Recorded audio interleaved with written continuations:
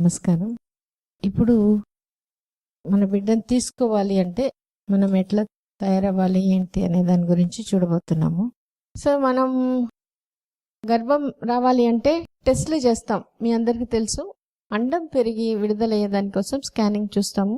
12వ రోజు నుంచి ఒక 1 వీక్ మ్యాక్సిమం అండం మంచి సైజుకి వచ్చి విడుదలవ్వడం, రిలీజ్ అవ్వడం, ఈ పెరిగే తీరు బాగున్నప్పుడు, దానికి తగ్గట్టు లైనింగ్ పొర బాగున్నప్పుడు మనకు అర్థమవుతుంది ఇది ప్రెగ్నెన్సీ వచ్చేదానికి అనుకూలంగా ఉంది అని చెప్పేసి.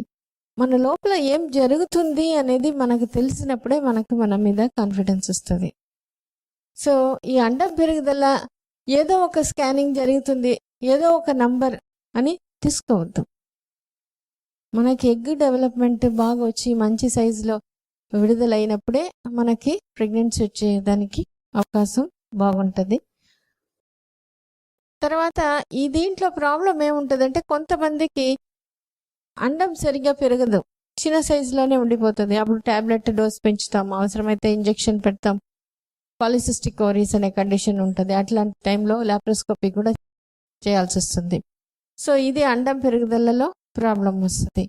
చాలాసార్లు మనం ట్రీట్మెంట్కి వచ్చినప్పుడు ఎట్లా వస్తారంటే, నాకు లేట్ అయిపోయింది, నాకు ఇప్పుడే వచ్చేసేయాలి అనే భావన మనలో కలుగుతుంది.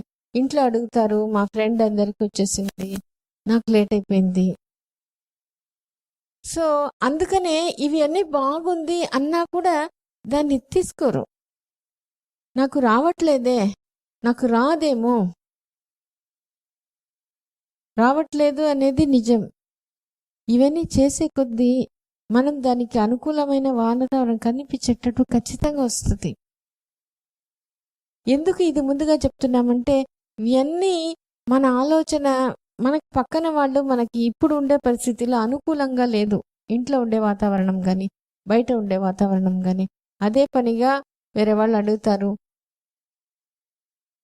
ఇంకా రాలేదా అన్నట్టు కూడా చెప్తారు. ఒక్కొక్కసారి ఆ ఒక మాట కూడా మనల్ని బాగా బాధ పెడుతూనే ఉంటుంది అనమాట.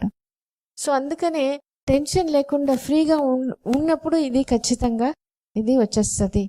కానీ ఇప్పుడిప్పుడు ఏం గమనిస్తున్నామంటే, ఈ ఒక 10 సంవత్సరాల్లో, ఇప్పుడు ఈ ఒక 5 సంవత్సరాల్లో 5 నెలలు, 6 నెలలు, 7 నెలలకంతా వచ్చేస్తున్నారు. ఎందుకంటే ఒక సంవత్సరం లోపల రాకపోతే రావడం చాలా లేట్ అవుతుంది. ఇది కేవలం ఒక పుకారు. కానీ ఇదే మన అమ్మ చెప్పినప్పుడు, అత్త చెప్పినప్పుడు, పక్కంటి వాళ్ళు చెప్పినప్పుడు, వేరే ఊరిలో ఉండే బంధువులు చెప్పినప్పుడు, రిపీటెడ్గా అందరూ చెప్పి మనల్ని అది ఒక అలవాటు చేసేస్తున్నారు. ఇది నిజం అని అన్నట్టు చెప్తున్నారు. కానీ అది నిజమా అని 10 మంది నోట్లో అది వచ్చేసింది కాబట్టి అది నిజమే అని మనం అనుకుంటున్నాం. దాన్ని ప్రశ్నించటమే లేదు, అట్లే తీసుకుంటున్నాం. కానీ అది దానివల్ల ఏమవుతుంది, యాంగ్జైటీ తప్పితే, ఆతృత తప్పితే, అనుమానం తప్పితే ఇంకొకటి రావట్ల. ట్రీట్మెంట్ తీసుకొని బాగుంది అన్నా కూడా నమ్మబుద్ధి కావట్ల. ఇది ఎందుకు నమ్మాలి అంటే, ఆ నమ్మకం ఉన్నప్పుడే ఇక్కడ ఇది పని చేసేది. ఇవి అన్నీ బాగున్నా కూడా పని చేసే తీరుకు వచ్చినప్పుడు, మనం ప్రశాంతంగా సంతోషంగా ఉన్నప్పుడే అది బాగా పనిచేస్తుంది. ఇంకొక టెస్ట్ చేస్తాం, ట్యూబ్స్లో ఏమైనా అడ్డం ఉంటే దాన్ని క్లియర్ చేస్తాం. అదేమంటే దారి బాగుండడం అనమాట. ఏమైనా అడ్డం లేకుండా ఉన్నప్పుడే ఇటువైపు కణాలు పోవాలి, ఇటువైపు పిండం అక్కడి నుంచి రావాలి. సో దానికోసం ఈ అండం, ఆడవాళ్ళకి అండం బాగా ఉండాలి, ఈ ట్యూబ్ బాగుండాలి. తర్వాత ఈ ఇద్దరు కలిసిన తర్వాత కణాలు ఇప్పుడు ఇట్లా పోయినప్పుడు పిండంగా తయారవుతుంది. ఈ పిండం బాగా తయారయ్యేదానికి, ఇది కలుసుకునేదానికి ఫెర్టిలైజేషన్ లేదా ఫలదీకరణ అంటాము. దానికి ముఖ్యంగా ఏంటంటే ఈ అండం మంచి క్వాలిటీ. అందుకనే అండం మంచి క్వాలిటీ ఉండేదానికోసమే మనం ఈ విటమిన్ సప్లిమెంట్స్ బాగా పెడుతున్నాము. డైట్ బాగా తీసుకోమని చెప్తున్నాము. మిగిలిన డైట్, ప్రోటీన్ రిచ్ డైట్. దీంతో పాటు కొన్ని అండంకి శక్తి వచ్చేదానికి కూడా మనం ఇప్పుడు వేరే కోక్యూ అనే విటమిన్ కూడా, ఎంజైమ్ కూడా మనం ట్యాబ్లెట్స్లో పెట్టేస్తున్నాం.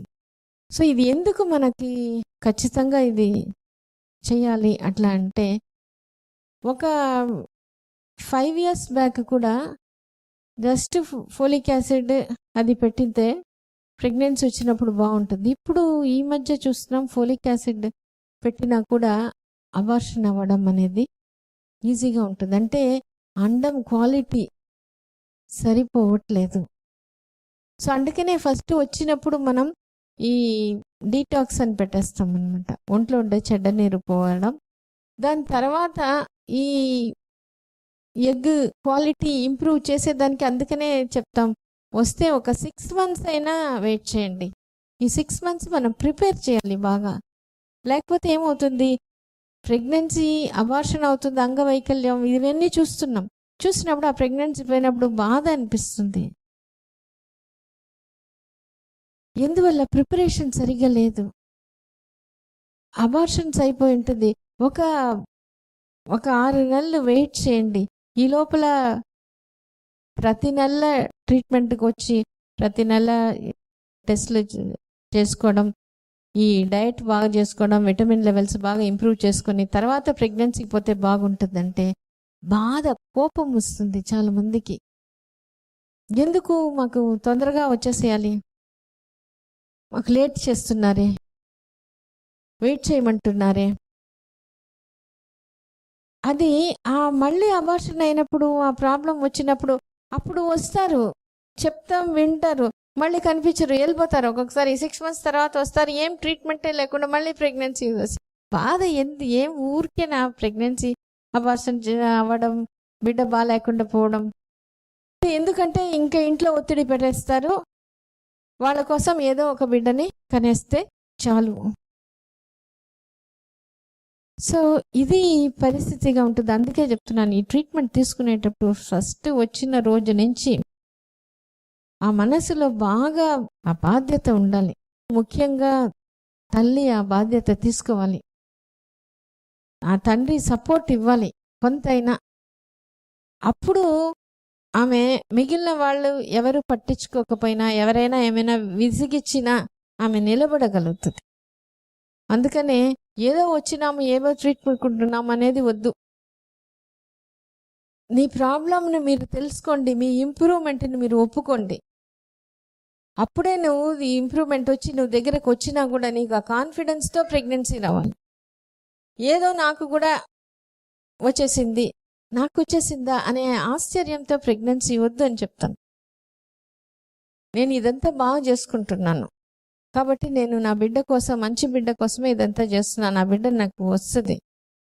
ఇవన్నీ చేసి అంటే మన శరీరంతో మనం పరిచయం పెంచుకునేటప్పుడు దానికి ఒక భాగమే ఈ టెస్ట్, ఈ ట్రీట్మెంట్ అంతా కూడా. నా ఎగ్ బాగుంటుంది అంటే నా బిడ్డకి నేను బాగా చేసుకున్నా, నా బిడ్డ హెల్త్ కోసం నేను ఇదంతా చేసుకుంటున్నాను అని ఉన్నప్పుడు మన మీద మనకు ఒక కాన్ఫిడెన్స్ వస్తుంది. మనల్ని మనం ఒప్పుకుంటాం, వేరే వాళ్ళు ఒప్పుకోకపోయినా పర్వాలేదు. ఆ మార్పు రావాలి అంటాను. లేకపోతే ఏదో బాగుందా సరే చెప్పుకొని పోవడం కాదు. ఈ ట్యూబ్ దానికోసం వస్తుంది. ఇప్పుడు ఈ పిండం ఏర్పడడం చెప్పినాను కదా, ఈ ఫలదీకరణ ఏర్పడేటప్పుడు ఎగ్ క్వాలిటీ బాగుండాలి, స్పర్మ్ క్వాలిటీ బాగుండాలి. దానికి కొన్ని విటమిన్స్ అన్నీ కూడా, మినరల్స్, ట్రేస్ ఎలిమెంట్స్ ఇవన్నీ కూడా బాగున్నప్పుడు ఫలదీకరణం జరుగుతుంది. ఇది మామూలుగా 10 to 20% ప్రతి నెల జరిగినప్పటికీ, సంతోషంగా ఉన్నప్పుడు, దీని గురించి దిగులు లేకుండా ఫ్రీగా ఉన్నప్పుడు, కొంతమందిలో మామూలుగా మనం చూస్తుంటాము, మేము చూసేది ఏంటంటే ఇంట్లో ఒక్కొక్కసారి పెళ్ళి జరుగుతుంటుంది, ఏమైనా ఇంట్లో బంధువులు వచ్చేస్తుంటారు, ఇల్లు మారుతుంటారు, ఊరు ప్రయాణాలు చేస్తుంటారు. అప్పుడు ప్రెగ్నెన్సీ గురించి ఆలోచననే ఉండదు, ఎప్పుడో ఒకసారి కాంటాక్ట్ ఉంటారు కూడా, కానీ ప్రెగ్నెన్సీ వచ్చేస్తుంది. అంటే ఏమంటే దానిని మనం వదిలిపెట్టినప్పుడు ఫలదీకరణ అయినా జరుగుతుంది బాగా. ఇక్కడ ఒక విషయం జరుగుతుంది. ఈ ఎగ్ ఎంబ్రియో పిండం ఏర్పడిన తర్వాత ఈ ట్యూబ్ ద్వారా కదిలి ఈ ఒక 1 week టైంలో ఈ గర్భసంచికి వచ్చేస్తుంది. అక్కడ ఈ పిండం ఈ గర్భసంచిని అడుగుతుంది, వీళ్ళిద్దరూ మాట్లాడుకుంటారు, నేను ఇక్కడ వచ్చి ఉండొచ్చా, ఇది ఓకే, రెడీగా మనం చేసి పెట్టినప్పుడు ఓకే. ఇది దీనికి 1 or 2 days ఆ స్పాట్ సెలెక్ట్ చేసుకొని అక్కడ ఇది వచ్చి ఈ రియాక్షన్ అనేది ఇంప్లాంటేషన్ అండి. ఇది మనం గమనించినప్పుడు ఏం జరుగుతుందంటే ఈ ట్రీట్మెంట్కి వచ్చినప్పుడు చాలా మంది ఏంటంటే నేను ప్రెగ్నెన్సీ, కొంతమంది ఇద్దరు కలిసి ఉండడమే అండం విరిగే రోజులే అని అనుకుంటారు. నేను గర్భంకి ప్రయత్నం చేస్తున్నాను అనుకుంటారు. అప్పుడు ఏమవుతుంది, ఒక ఎగ్జామ్ రాసినట్టు అయిపోతుంది. తర్వాత రిజల్ట్ ఎదురు చూసినట్టు, ఈ నెల వస్తుందా రాదా, ఎందుకంటే నేను ప్రయత్నం చేస్తాను అనేది ఉన్నప్పుడు ఈ ఇంప్లాంటేషన్ జరిగేదానికే కష్టంగా అయిపోతుంది. ఒకవేళ ప్రెగ్నెన్సీ వచ్చినా అతుక్కోకుండా బ్లీడింగ్లో వచ్చేస్తుంది. మనం ఇద్దరు మాట్లాడుకుంటే మనం దాన్ని తొంగి చూడకుండా మనం వదిలేస్తే అది పాటుగా అది వాళ్ళు మాట్లాడుకుంటారు.